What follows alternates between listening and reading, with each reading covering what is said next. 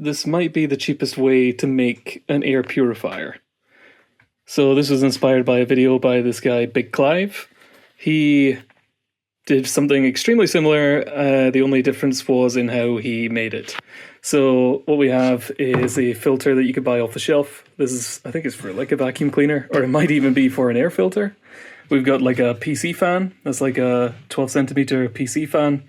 And in Clive's video, what he had done is 3D printed something here and here in order to mount the fan, for a start, here, and to cap the end of this. I don't have a 3D printer, and I don't have access to one, and I'm probably not the only person on the planet.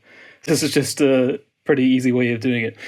I just cut these 3 bits of wood from some scrap, and you can see this corresponds to the piece on the top, and these two are glued together to make the end cap.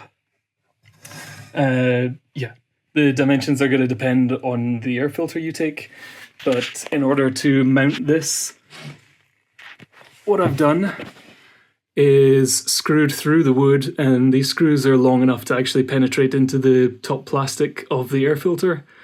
These are, I mean, they're disposable, so I figured it didn't really make a difference if I drilled into it or not.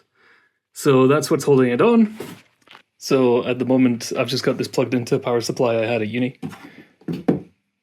And yeah, I'm just using the 12 volt and the ground pins. It's a 4-pin fan, this one. I'm not using the tachometer or the PWM. You could use that if you want. You probably need a microcontroller or something like that. So the next step for me will be a slightly more elegant power supply. And then, yeah, I think it's just going to sit and run and hopefully clean the air a bit. I don't think it looks terrible. I mean, it certainly doesn't look as bougie as some of the off-the-shelf solutions. But rustic. We'll call it rustic, yeah?